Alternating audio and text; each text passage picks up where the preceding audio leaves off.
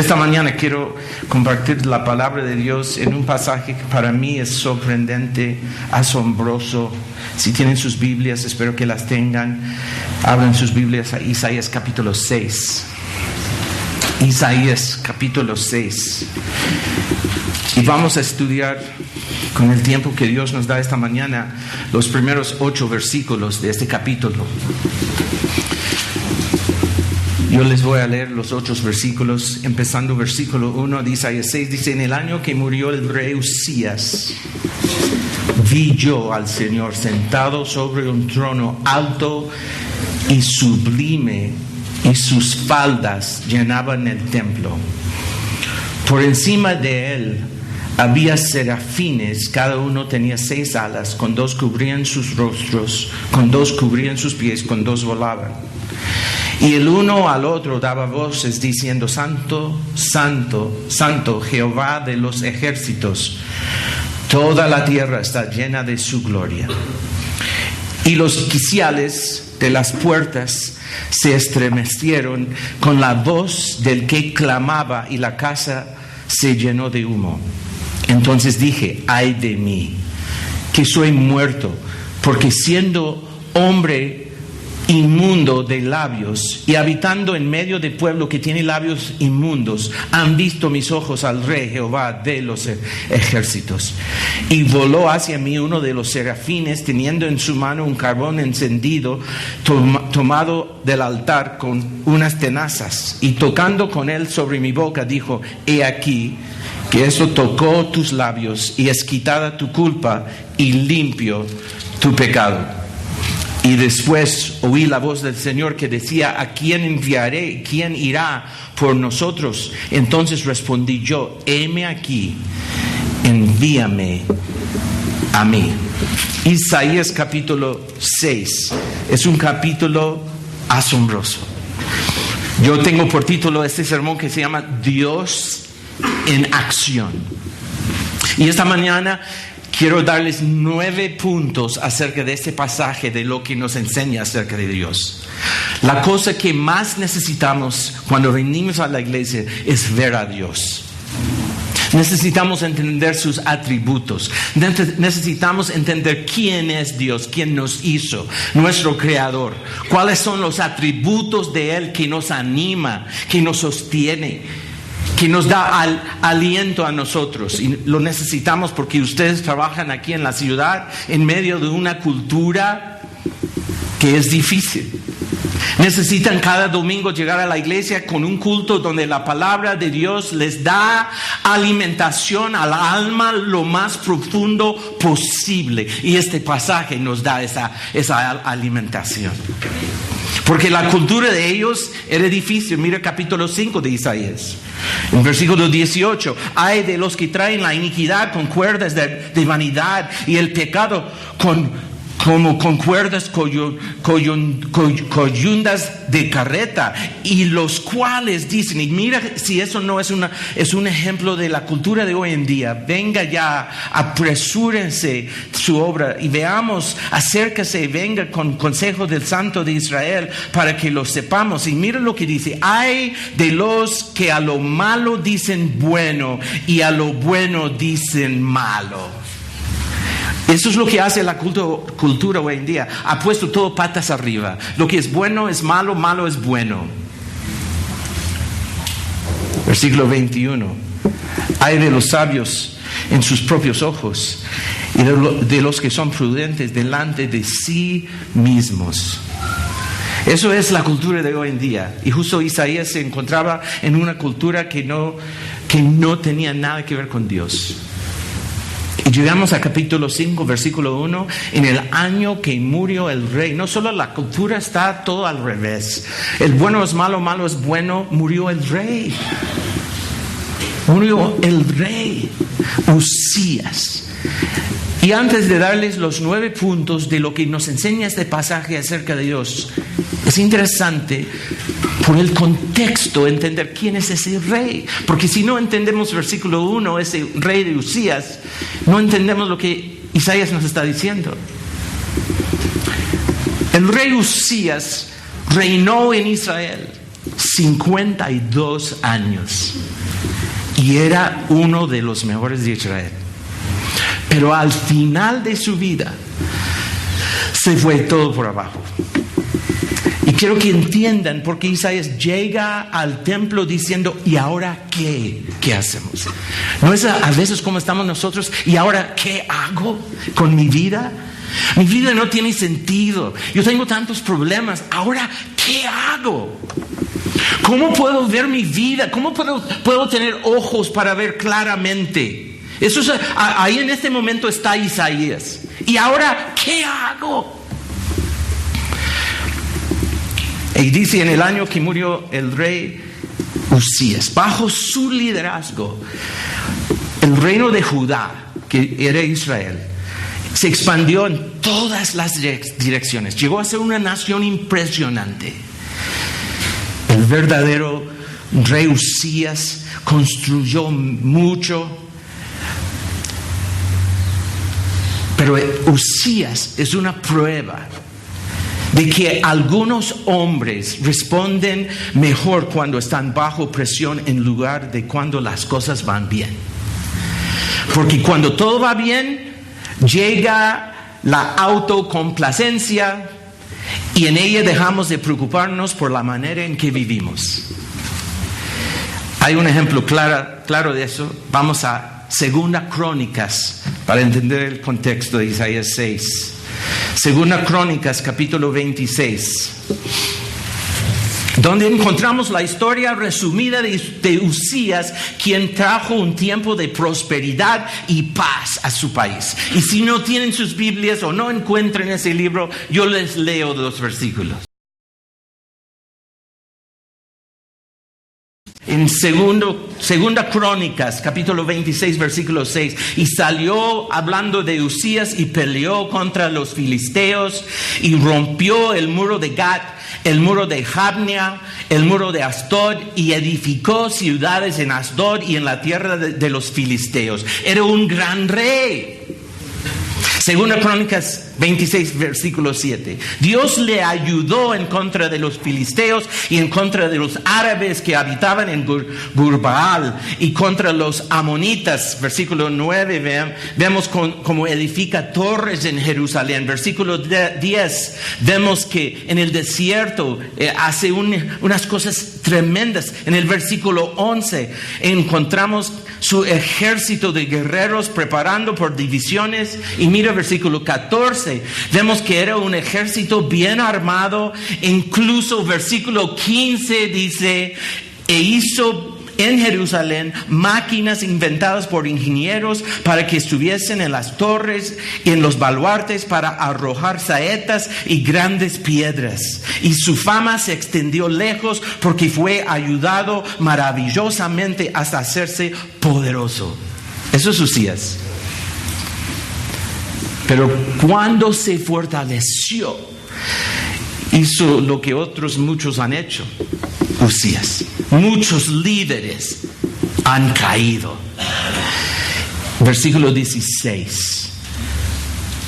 Se llenó el corazón de Usías con orgullo y cayó. Versículo 16.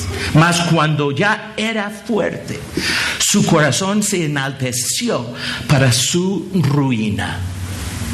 Porque se rebeló contra Jehová su Dios, entrando en el templo de Jehová para quemar incienso en el altar del incienso. Y entró tras el sacerdote Azarías, con él 80 sacerdotes de Jehová, varones valientes, se pusieron contra el rey Usías. Ellos, porque sabían que el rey no puede entrar al templo, porque solo el sacerdote podía. Pero el rey se creyó todo y entró el templo.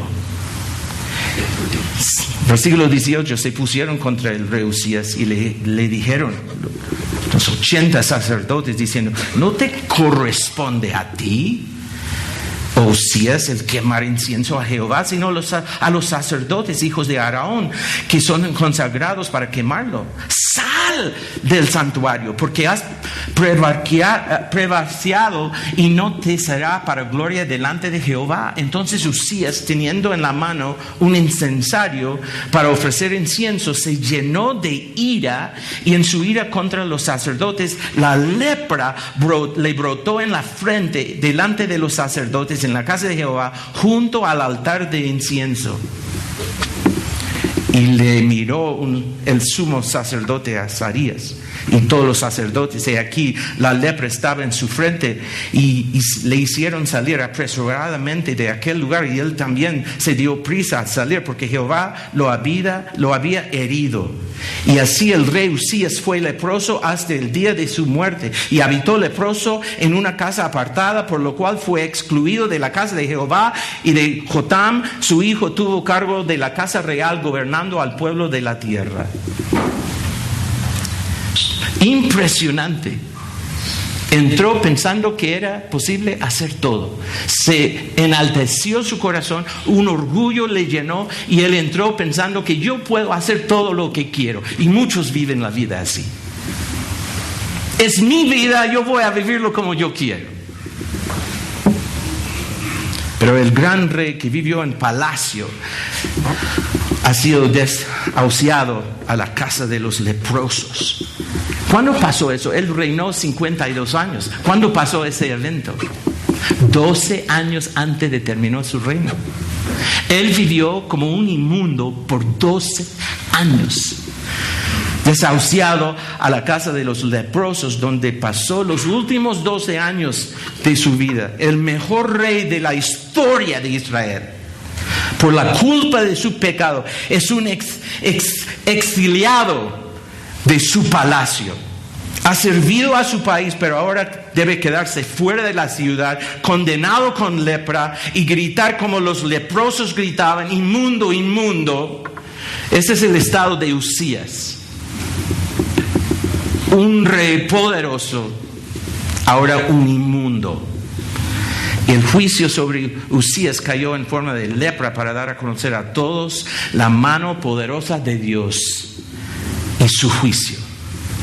Uzías significa, el nombre Uzías. Este nombre significa Dios es fortaleza. Y ahora Uzías, Dios es fortaleza, está inmundo con lepra. Es el ejemplo de un hombre engrandecido por el poder de Dios, pero que cae en la desgracia por su desobediencia. En el año que murió el rey Uzías, el gran rey que había peleado, el gran rey que había logrado tantas cosas para su pueblo, ha muerto. Y ha muerto como una persona inmunda.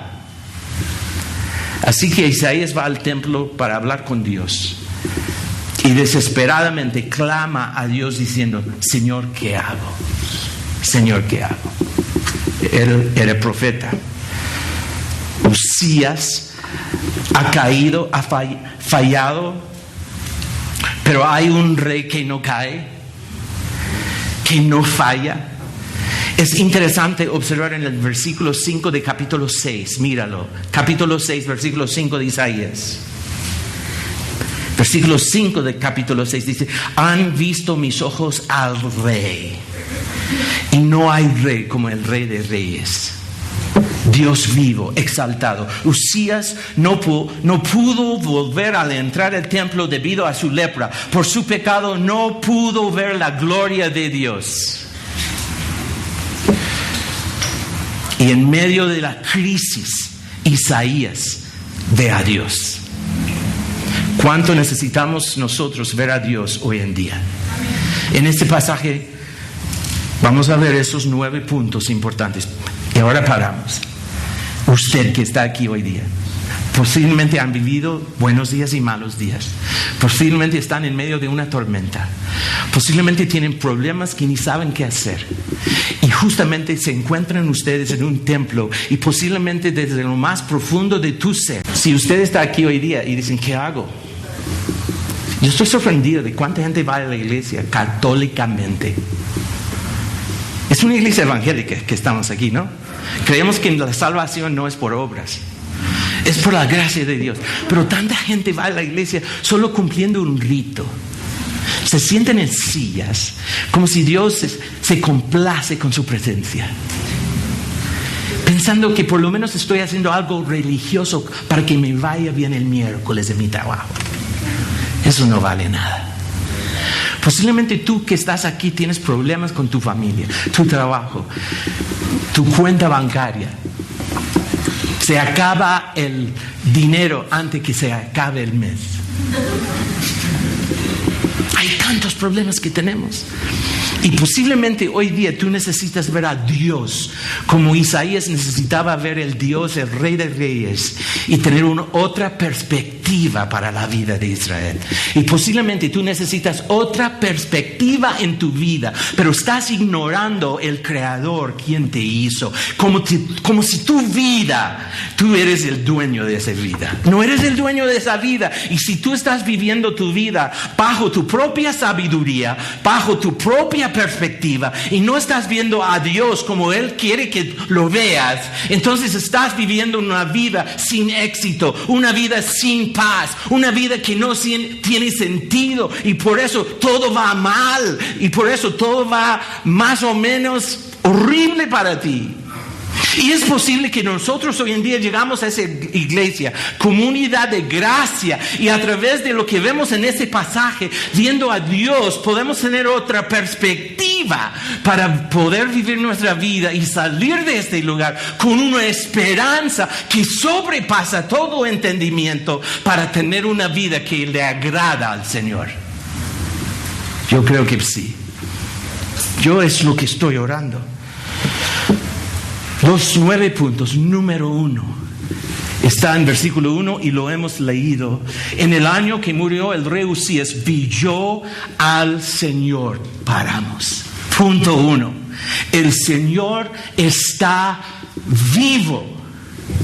No está muerto. El versículo 1. Vi yo al Señor. Dios está vivo. Usías está muerto, pero Dios está vivo. Es lo mismo que dice, y no tienen que buscarlo, yo les leo, Salmo 90, versículo 2. Desde el siglo y hasta el siglo, tú eres Dios. Salmo 96, versículo 10. Decid entre las naciones, Jehová reina. Salmo 93 dice una vez y otra vez, Jehová reina. Salmo 97, Jehová reina, regocíjese la tierra. ¿Tú sabes que Dios vive? ¿O es un Dios como un Dios de la antigüedad que no tiene nada que ver con nosotros? Es una palabra tan antigua que no nos habla hoy en día. O creemos que Dios vive y esa palabra de Él es la voz de Dios. Cada vez que la abrimos es una palabra eficaz, viva, más cortante de una espada de 2 filos, que nos hace cada vez que estamos en un servicio, un sermón, nos está haciendo una cirugía espiritual. Dios está vivo. Dios está vivo. Dios está en control. Tu vida no es un accidente. Lo que está pasando, Dios te está llamando la atención. Cuando el rey Usías murió, Dios ya tiene la atención de todos. Y posiblemente te va mal porque Dios te está llamando la atención, pero tú le estás ignorando. Un comentarista dijo, no existe la más mínima molécula que no esté bajo su control en este mundo. Primer punto, Dios está vivo. Punto 2. Dios tiene toda autoridad. Seguimos en el versículo 1. Dios tiene toda autoridad. En el año que murió el rey Usías, vi yo al Señor sentado sobre un trono.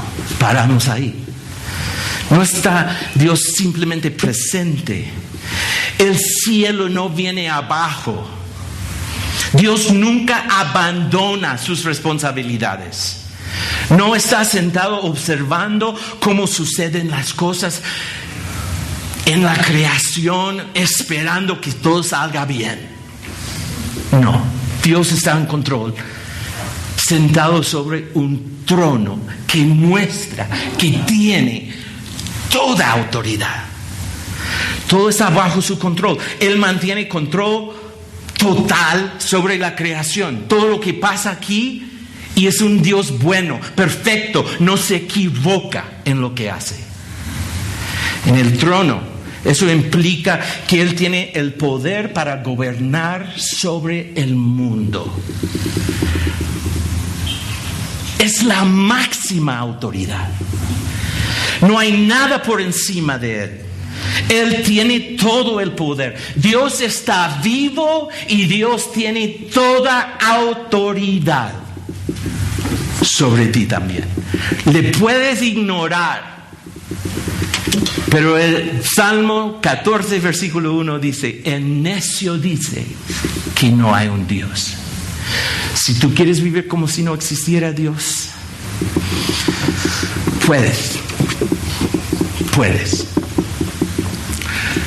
Pero sería horrible equivocarse. Si existe un Dios que está vivo y tiene autoridad, no puede ser una equivocación más grande de vivir tu vida como si no existiera. Punto 3. Dios es todopoderoso. Dios es todopoderoso. Punto 1, Dios está vivo. Punto 2, tiene toda autoridad. Y punto 3, Dios es todopoderoso. En el año, versículo 1, volviendo a capítulo 6, que murió el rey Usías, vi yo al Señor sentado sobre un trono alto y sublime. Su trono no es un trono más entre otros tronos que existen. Es alto y sublime. Está por encima de cualquier otro trono porque no existe un poder superior a Dios. Por eso la Biblia nos dice que es necedad decir que no existe un Dios. Está sentado en el cielo. Salmo capítulo 2 dice eso de Dios. Escucha ese versículo. El que mora en los cielos se reirá. El Señor burlará de ellos, hablando de los reyes de la tierra. Y los reyes presidentes piensan que tienen todo poder, como Usías pensaba. Pero dice que el que mora en los cielos se reirá y se burlará de ellos porque piensan que tienen todo poder y no tienen nada.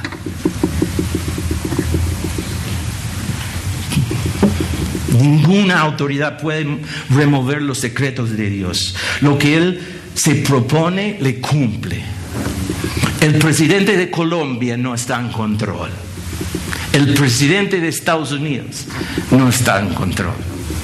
Ningún presidente, ningún gobernador está en control de este mundo. Lo que hacen es como hormigas construyendo sus casas y Dios se ríe de ellos. Pueden anotar en sus notas Isaías 46, versículo 10. Hablando de Dios, Isaías 46, versículo 10.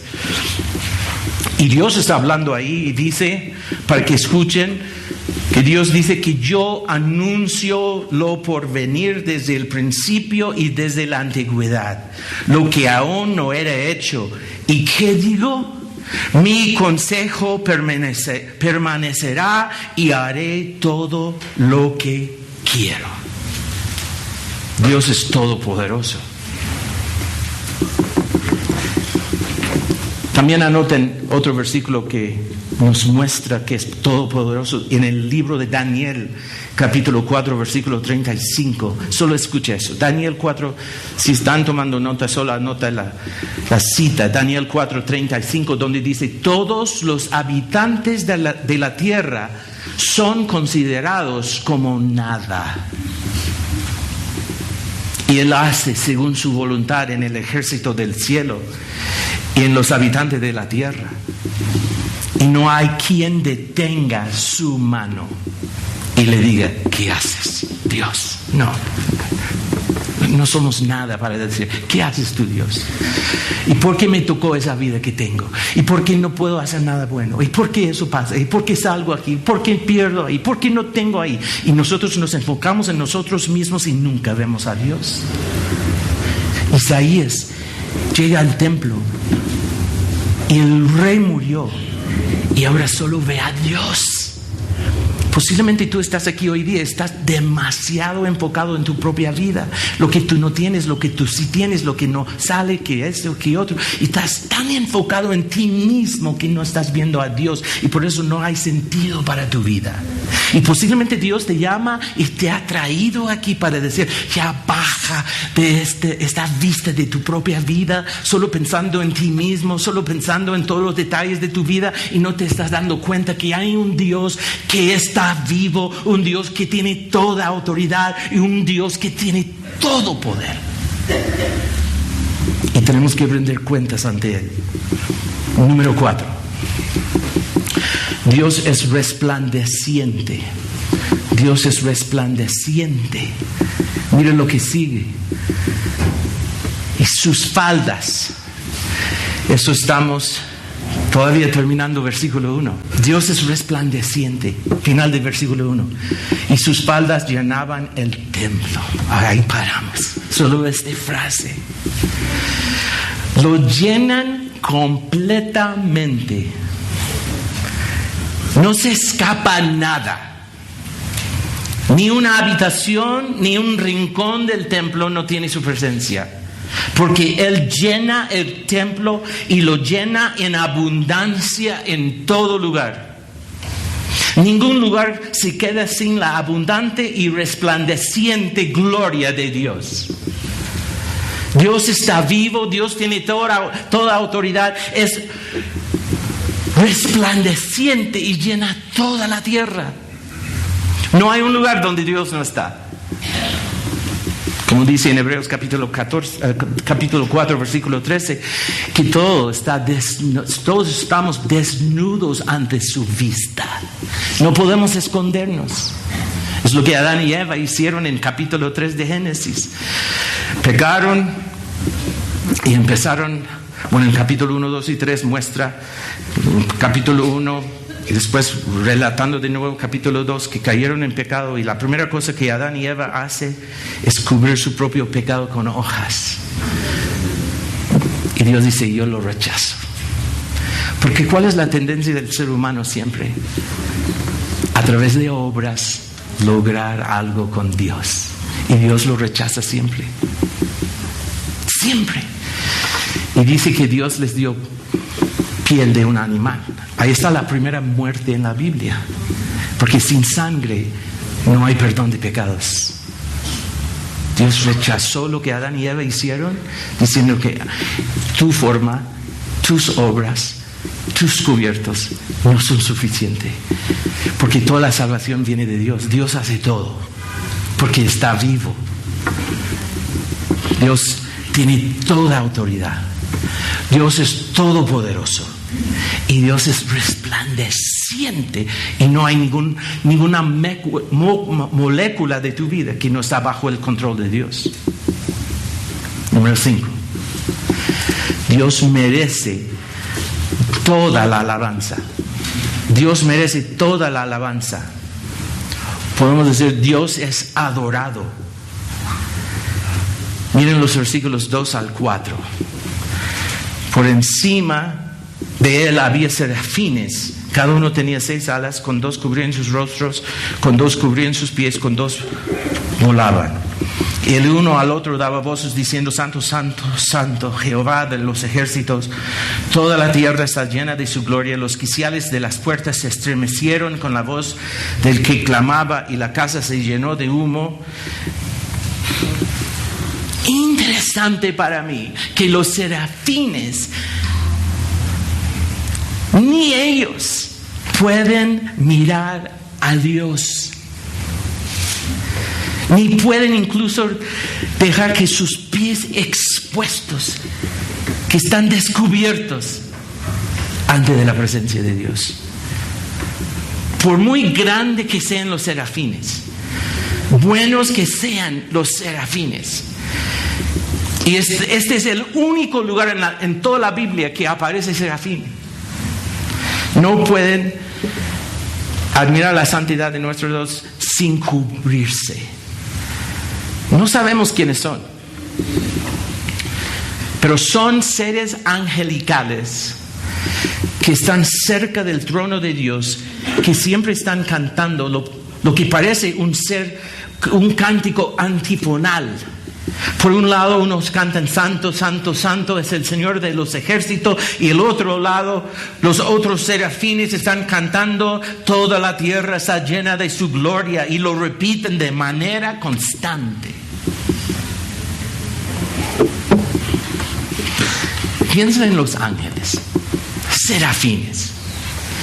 A pesar de su grandeza y bondad, y de no estar contaminado por el pecado del hombre, esos seres no tienen pecado como nosotros tenemos.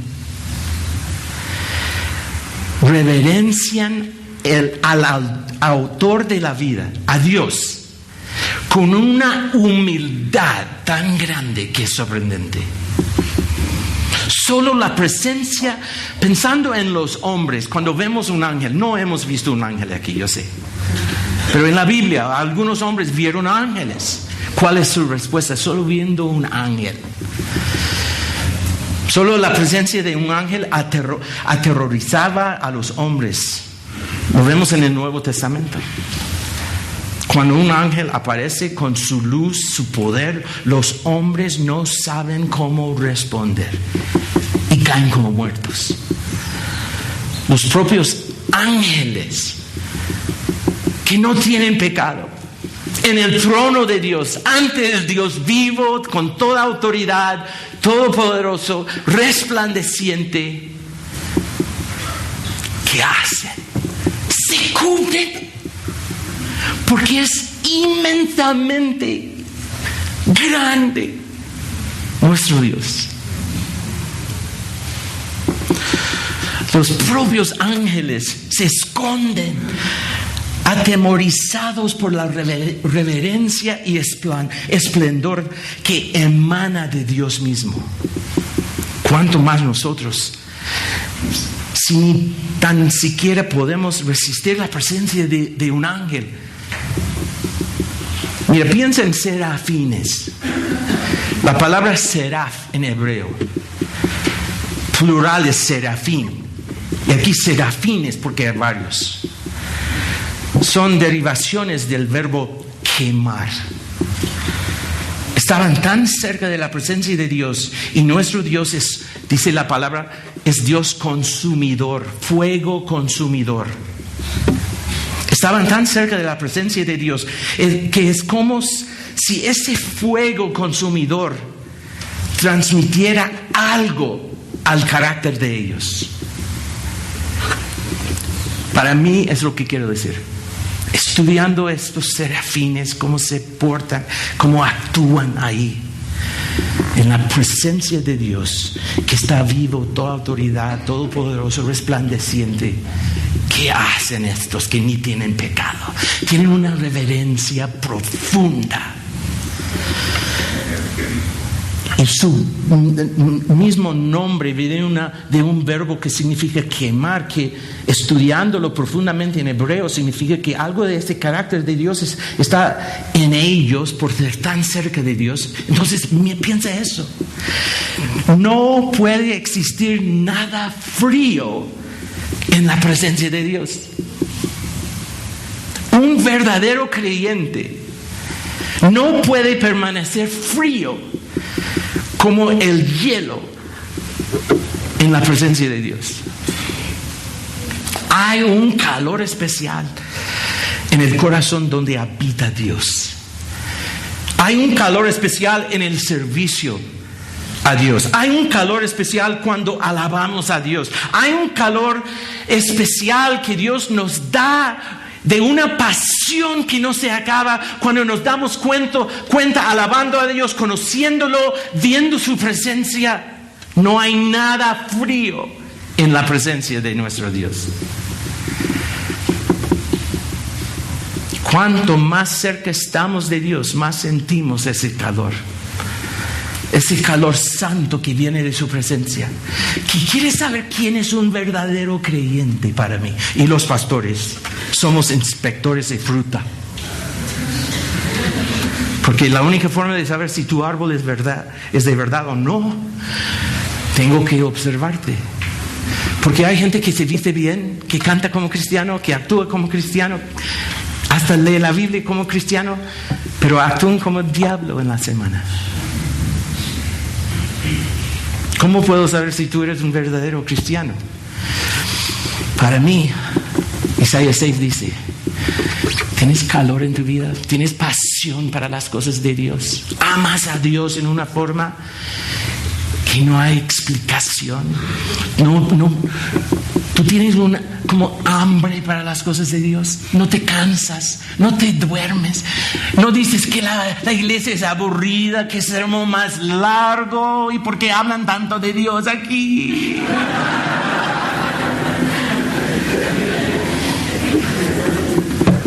No, en la presencia de Dios hay calor. Y más nos acercamos a Dios,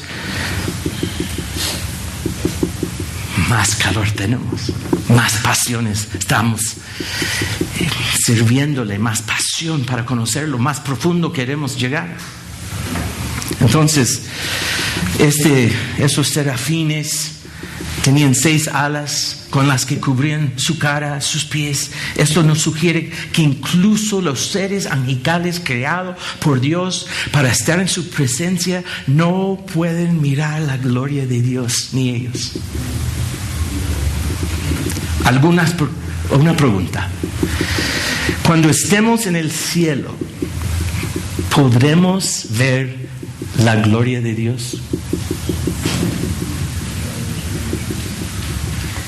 Muy buena pregunta. Mi respuesta es: solo a través de Cristo. Solo a través de Cristo. No creo que ningún humano pueda ver la gloria de Dios. Sin Cristo no puede.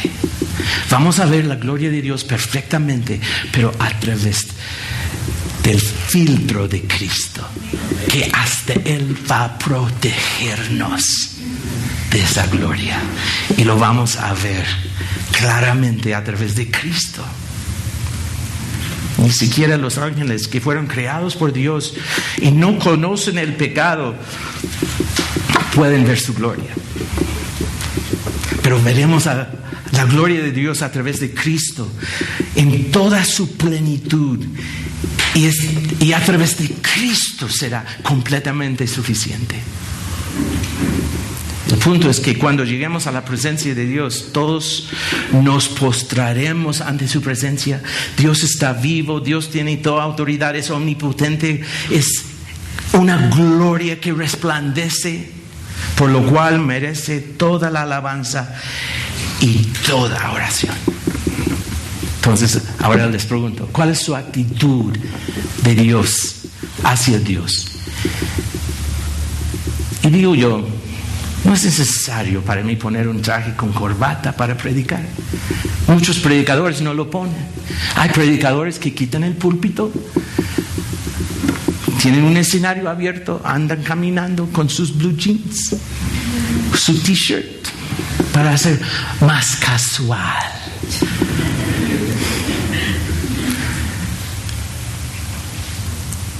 ¿Por qué somos tan casuales con Dios?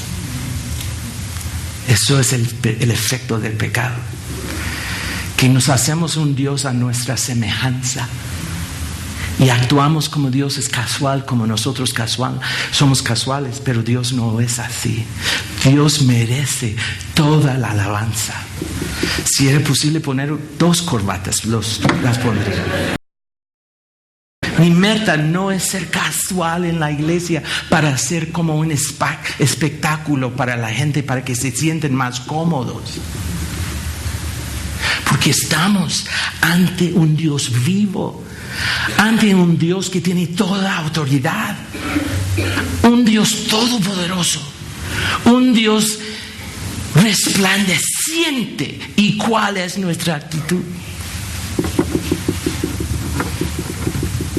Punto 6. Él es santo. Eso es lo que declaran los serafines. La base y los cimientos del templo tiemblan. El templo se llena de humo. La santidad de Dios es tal que ninguna de sus criaturas puede ver su gloria sin estar cubierta, y todo tiembla ante su presencia. Y miremos esta palabra santo. Viene del hebreo kamash, que significa ser separado, separar. El santo, el separado. Algunos comentaristas llaman el rasgo distintivo de Dios. No es como ningún hombre. Su santidad es su esencia misma. Es amor, luz, fuego consumidor. Pero por encima de todo es santo, y este es el rasgo más diferenciado para con el hombre. Es tan distinto a nosotros, por eso los serafines no dejan de proclamar santo, santo, santo. Resaltan la esencia única del gran Rey que está vivo, tiene toda autoridad, es omnipotente, su gloria resplandece, y por lo cual merece toda la alabanza, porque es santo. Es santo. Este es el mayor contraste con el rey Usías, que está muerto. Pero no solamente muerto, sino que por su pecado está lejos de la santidad del gran rey. Vi yo al Señor, dice Isaías, sentado sobre un trono alto y sublime. El rey, el gran rey, es perfecto, sublime, sin lepra, sin imperfecciones, no tiene mancha. No debemos olvidar el temor santo con el que debemos dirigirnos a Él. Santo, santo, santo. Se repite 3 veces en el hebreo. Se rompe la regla gramática del lenguaje hebreo. No se puede gramaticalmente repetir 3 veces en hebreo. Pero Dios está tan grande que hasta Isaías, diciendo lo que ellos hacen en el cielo, rompe todo humano y dice santo, santo, santo, enfatizando la santidad de Dios.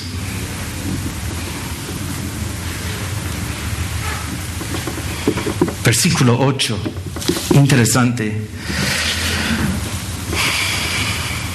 Dice: después oí la voz del Señor que decía: ¿a quién enviaré y quién irá? ¿Y qué dice? Por nosotros, en plural. Puede ser, Dios habla en plural. ¿Quién enviaré o quién envío por nosotros? ¿Quién será enviado por nosotros? Estamos ante una pista que nos conduce a la eternidad para ver la Trinidad de Dios. Puede ser plural de majestad, o también puede ser plural porque aquí está Dios el Padre, el Hijo y el Espíritu Santo presente aquí en Isaías. Porque es santo, santo, santo. Algunos dicen, repite 3 veces por Dios el Padre, el Hijo, el Espíritu Santo. Es santo, santo, santo, hablando de las 3 personas de la Trinidad.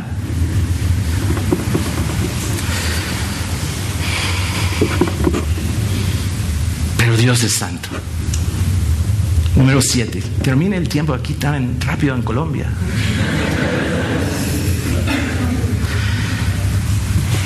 No es como un Dios, ni vulgar como nosotros en el pecado. No hay nadie como Él.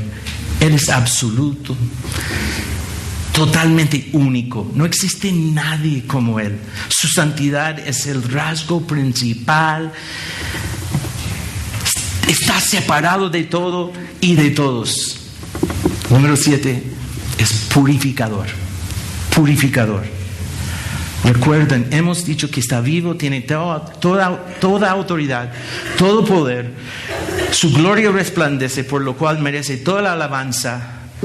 y adoración. Es santo. Y ahora vemos que es un Dios que purifica. Mira versículo 5. Ay de mí que soy muerto, porque siendo hombre inmundo de labios y habitando en medio de pueblo que tiene labios inmundos, han visto mis ojos al Rey Jehová de los ejércitos.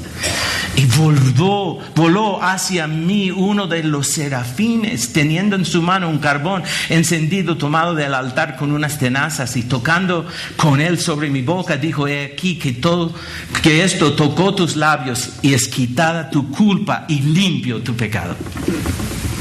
En cualquier lugar que veamos a Dios, vemos nuestro reflejo humano. Por eso Isaías clama: ay de mí. El pecado salta a la vista cuando tenemos la visión correcta de Dios. Vemos cómo somos. Hemos perdido la visión correcta de Dios. Y Pablo, cuando vio a Dios, quiso saltar del barco, huyendo de la presencia de Jesús. Porque cuando estamos en la misma presencia de Dios, vemos nuestro pecado. Y Pedro dijo en Lucas capítulo 5, cuando vio a Jesús que apareció ahí en la misma presencia de Dios, dice: apártate de mí, Señor, porque yo soy un hombre pecador. Es lo mismo de Isaías aquí: ay de mí, soy inmundo, soy pecador.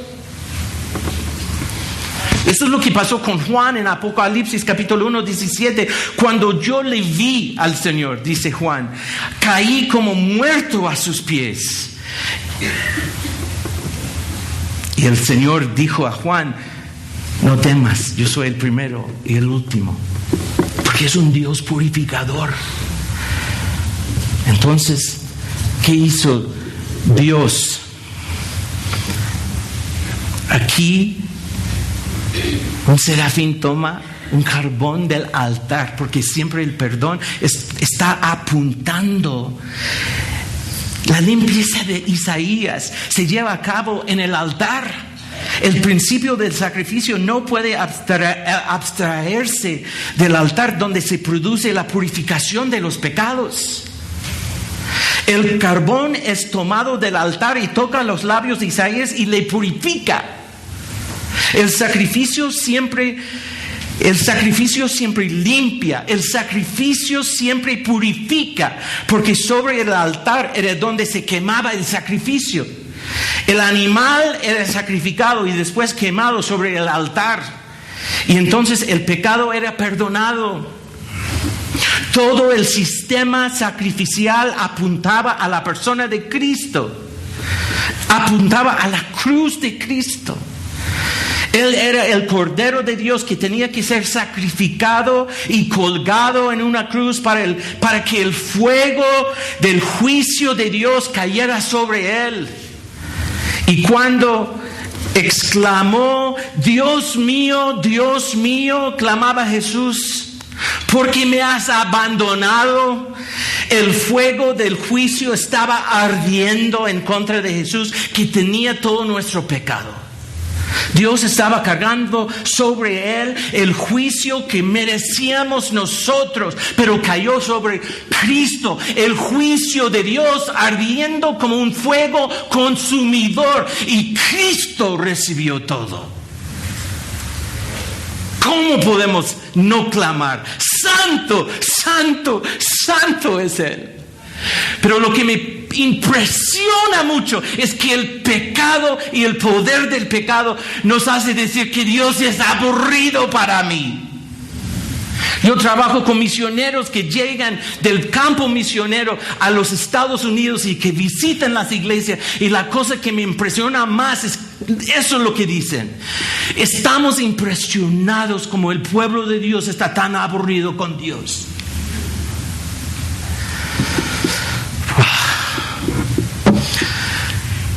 ¿Cómo podemos ser así? El Calvario nos otorga la posibilidad de ser purificados. Porque el carbón encendido del altar de Dios toca nuestras vidas y somos purificados. Si no conoces a Cristo, no eres salvo y el juicio de Dios está ardiendo como un fuego consumidor sobre tu cabeza. Pero este día el carbón del altar que es de Cristo puede tocar tus labios, tu alma, tu vida, tu corazón y puede salir de aquí una persona nueva. Porque santo, santo, santo es ese Dios que tomó todo ese juicio ardiendo en contra de nosotros y Él pagó el precio. Recíbelo hoy. Número 8. Mira, no olviden que todo eso apunta a la cruz. Apunta a Cristo. Sin derramamiento de sangre no hay perdón de pecados. No hay perdón de pecados. Dios es un Dios purificador. Y 8, Dios es glorioso.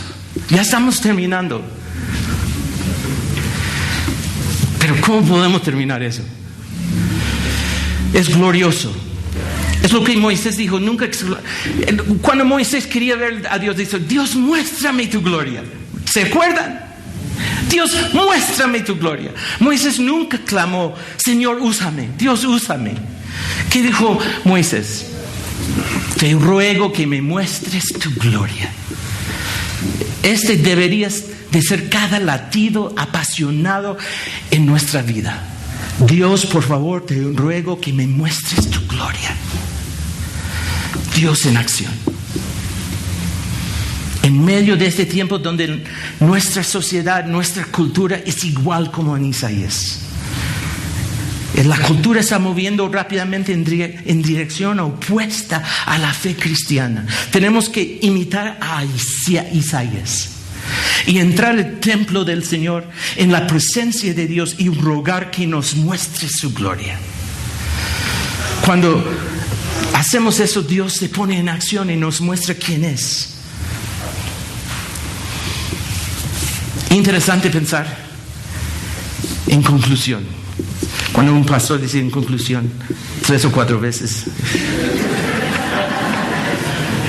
eso significa que hay mucho más que decir. Cuando llegamos al año del rey de Usías que murió, no olviden todo el drama de la redención. Dios creó a la humanidad en el principio, comenzando con el primer hombre, Adán. Pero el hombre se cayó y fue expulsado del jardín. Después Dios preservó la humanidad a través de Noé. También vemos Dios prometiendo a Abraham una gran nación. Después en Jacob, Israel, Dios forma las 12 tribus de Israel. Y después Dios levanta a Moisés para liberar y dirigir al pueblo a la tierra prometida. Dios después usa al rey David para gobernar a su pueblo. Y entonces el drama de la redención, Dios hablando por uno que llegaría a contemplar la gloria de Dios en el templo en el momento más de desesperación de su nación y ve a Dios en acción. Hasta Isaías profetiza acerca del Mesías, continuando el drama de la redención. En Isaías 7:14, una virgen concebirá y dará a luz un hijo, llamará su nombre Emmanuel. Isaías mismo profetiza diciendo: porque un niño es nacido, hijo nos es dado, y el principado sobre su hombro, y se llamaría su nombre admirable, consejero, Dios fuerte, Padre eterno, príncipe de paz. ¿Quién vio Isaías en Isaías 6? Cristo. Cristo. ¿Y cómo sabemos? Vayan conmigo al capítulo Juan, el capítulo 12 de Juan. Capítulo 12 de San Juan. En versículo 41. El drama de la redención es como Dios dándonos su plan. Y llegamos al templo de la comunidad de gracias este día. ¿Para qué? ¿Qué vio Isaías? En Juan 12:41, Isaías dijo eso cuando vio su gloria. ¿De quién es su gloria? Es hablando de Cristo. Isaías vio a Cristo y su gloria y habló acerca de Él.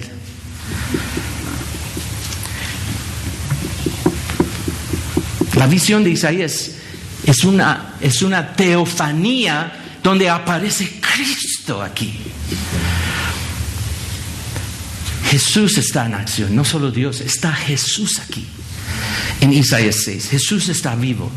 ¿No es lo que el Nuevo Testamento nos dice? Y si Cristo no resucitó, vana entonces es nuestra predicación. Vana es también vuestra fe, pero la tumba está vacía. Cristo está vivo. ¿Tiene toda autoridad Cristo? ¿No dice en Mateo 28:18, toda potestad me es dada en el cielo y en la tierra? Jesús tiene toda autoridad. Él es la imagen del Dios invisible, el primogénito de toda la creación, porque en Él fueron creadas todas las cosas, las que hay en los cielos, las que hay en la tierra, visibles e invisibles, sean tronos, dominios, principados, potestados, todo fue creado por medio de Él. Él tiene todo poder. Jesús es omnipotente. Vemos su poder en cada milagro en los evangelios, curando enfermedades, alimentando a los miles de personas, calmando la tormenta, levantando a Lázaro de entre los muertos. Es omnipotente. Cristo es un Cristo que resplandece. Es la misma representación de la gloria propia de Dios. Y Jesús merece toda la alabanza y adoración. Hebreos capítulo 1 dice, adórenle todos los ángeles de Dios. Y Jesús es santo. En Marcos dice, Jesús recoge como haciendo un milagro y los demonios hasta le dicen a Cristo, sé quién eres, el santo de Dios. Jesús es purificador. Nos ha resucitado del dominio de la oscuridad y nos ha traspado al reino de su amado Hijo, en quien tenemos redención y perdón de nuestros pecados. Jesús está en acción hoy. Jesús está aquí en Isaías 6. Hemos entrado en el templo para ver al Señor sobre un trono alto y sublime, llenando el templo. Son imágenes que representan la gloria de Dios, porque Jesús está vivo. Jesús tiene toda autoridad. Jesús es omnipotente. Jesús tiene una gloria que resplandece, por lo cual merece ser alabado con todo lo que tenemos. Es santo, purificador y completamente glorioso. Entonces, ¿cuál es la respuesta? El último punto. Entonces, envíame a mí. Úsame. Úsame, me rindo. Señor, ¿qué más puedo hacer? Y dice en Isaías 6, en el versículo 8, heme aquí, envíame a mí. Entonces hoy día, ¿cuál es tu respuesta a la visión de Cristo aquí? Úsame, me rindo. Dios, ya quiero darme cuenta de quién eres. Cierren sus ojos, inclinen sus rostros un segundo.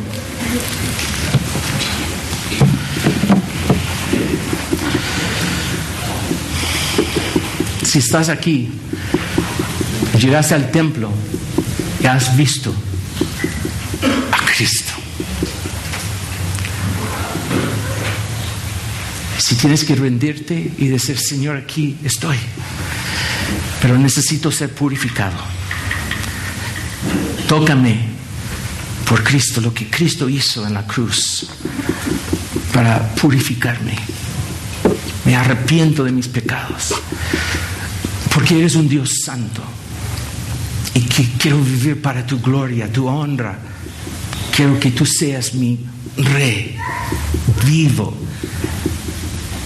con toda autoridad, todo poder. Tu gloria resplandeciendo en mi vida, porque tú mereces la alabanza de mi vida, porque eres santo, santo, santo. Purifícame, Por eso estoy aquí. Envíame, úsame para tu honra y para tu gloria. Y antes de terminar esa oración, si estás aquí y no conoces a Cristo, no salgan de aquí como entraste. Sálgase aquí con una nueva vida, con una visión de Cristo a través de Isaías 6, para tener una vida completamente cambiada. Ahora con el calor del Espíritu Santo que puede morar en ti, dándote una vida donde todo es nuevo, lo viejo ha pasado, todos en Cristo son criaturas nuevas. Gracias, Señor, por este tiempo.